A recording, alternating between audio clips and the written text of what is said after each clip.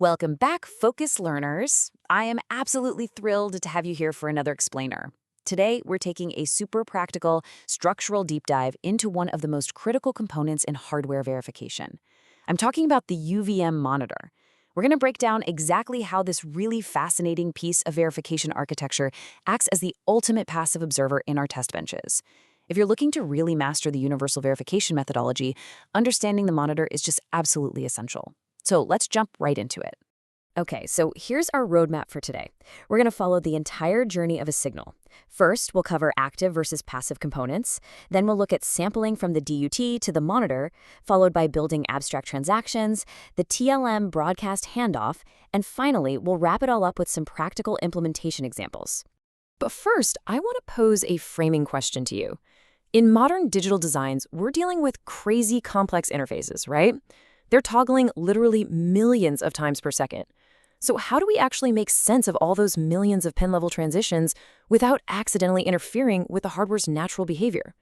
Basically, how do we watch the chaos without changing it? Well, the answer to that is the UVM monitor. It is strictly a passive observer. Think of it kind of like an embedded field reporter. It just stands on the sidelines of the physical interface, meticulously watching all those high-speed, chaotic physical voltage events. And then it interprets that activity and securely packages those raw signal transitions back into nice, clean, abstract transaction objects that the rest of our test bench can actually understand. Moving on to Section 1, Active versus Passive Components. To really get the monitor, we have to know where it lives within the broader UVM agent. Notice the clear architectural divide here? In UVM, an agent groups components that are specific to an interface.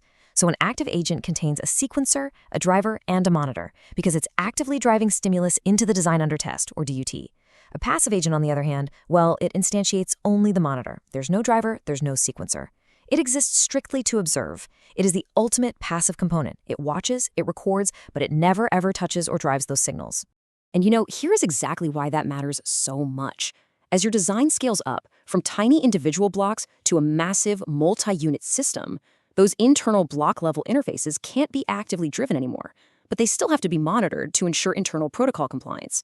You can't always just inject traffic everywhere, but you definitely still need to verify that those internal components are talking to each other correctly.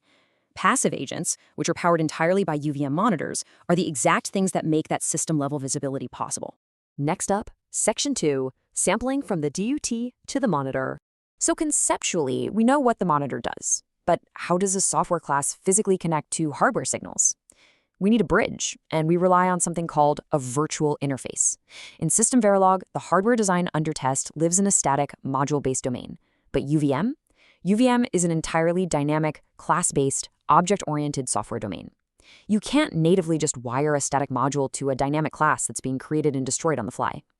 So the virtual interface acts as that bridge. It's a dynamic handle, a physical pointer that allows our UVM monitor to legally reach across the boundary and access those physical DUT signals. Let's see how this actually builds out in practice. During the verification setup, your top-level test bench module creates this virtual handle, but it needs a secure way to hand it over to the monitor. It does this by tucking the handle safely into the UVM configuration database. Later on, the monitor class does a database retrieval, grabs that virtual handle, and uses it almost like a telescope to peer directly into the DUT's pins, safely performing its cycle-accurate signal sampling. All right, Section 3, Building Abstract Transactions.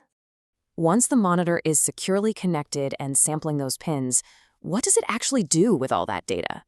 Well, here is the core workflow. Step 1, the virtual interface maintains the connection to the DUT. Step 2, the monitor actively samples those raw cycle-accurate pins. It's waiting for a clock edge, checking a valid signal, reading a data bus. And Step 3, it takes all those scattered bits and bytes and packages them up into a single, cohesive UVM sequence item, which is our abstract transaction object. Now, you might be asking, why go through all this trouble just to create abstract transactions? Well, swapping out raw physical voltages for software objects makes our test bench infinitely easier to manage. Instead of pulling your hair out tracking arrays of ones and zeros over dozens of clock cycles, the monitor reconstructs the data and packages it into a dynamic, transient UVM object. This means the rest of the test bench doesn't even need to know how a specific hardware bus works. It just gets a neat, organized summary, like a beautifully formatted PCI read or PCI write object. It makes the verification logic incredibly reusable. Moving into Section 4, the TLM broadcast handoff. The thing is, the monitor is just an observer, right? It doesn't analyze the data itself. So once it builds this beautiful abstract transaction object, where does it go? Enter Transaction Level Modeling, or TLM. UVM relies on TLM to move these objects around. TLM provides standardized communication channels, which ensures that each component remains completely insulated from changes in the others. The monitor doesn't care who is receiving the transaction. It just needs a standardized port to push the transaction out of. And this brilliantly illustrates the architecture of how those TLM connections are made. Notice the standard UVM port, export, and IMP structures. The monitor uses a very specific type of port called an analysis port to send its data out to the wider test bench environment. It's a beautifully decoupled system. The sender and receiver are completely independent blocks, connected only by this perfectly standardized TLM interface. To actually send the data out, the monitor uses the analysis port .write function. Let's break down why this specific function is just so perfectly designed for a passive observer. It's an unbounded broadcast mechanism.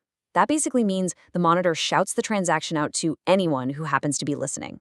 Maybe it's a scoreboard, maybe a coverage collector.